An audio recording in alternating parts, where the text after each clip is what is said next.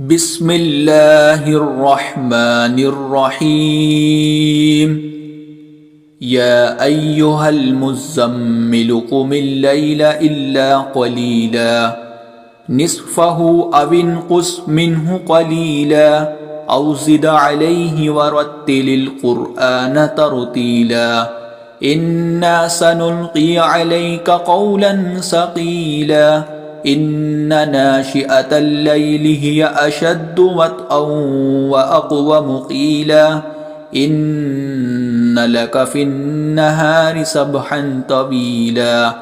واذكر اسم ربك وتبتل إليه تبتيلا رب المشرق والمغرب لا إله إلا هو فاتخذه وكيلا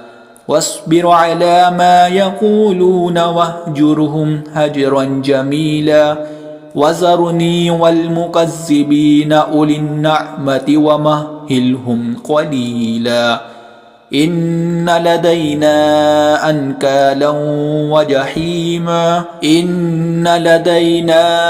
أنكالا وجحيما وطعاما ذا غصة وعذابا أليما يوم ترجف الأرض والجبال وكانت الجبال كثيبا مهيلا إنا أرسلنا إليكم رسولا شاهدا عليكم كما أرسلنا إلى فرعون رسولا فعصى فرعون الرسول فأخذناه أخذا وبيلا فكيف تتقون إن كفرتم يوما يجعل الولدان شيبا السماء منفطر به كان وعده مفعولا إن هذه تذكرة فمن شاء اتخذ إلى ربه سبيلا إن ربك يعلم أنك تقوم أدنى من ثلثي الليل ونصفه وثلثه وطائفة من الذين معك والله يقدر الليل والنهار علم أن لن تحصوه فتاب عليكم فاقرؤوا ما تيسر من القرآن علم أن سيكون منكم مرضى وآخرون يضربون في الأرض يبتغون من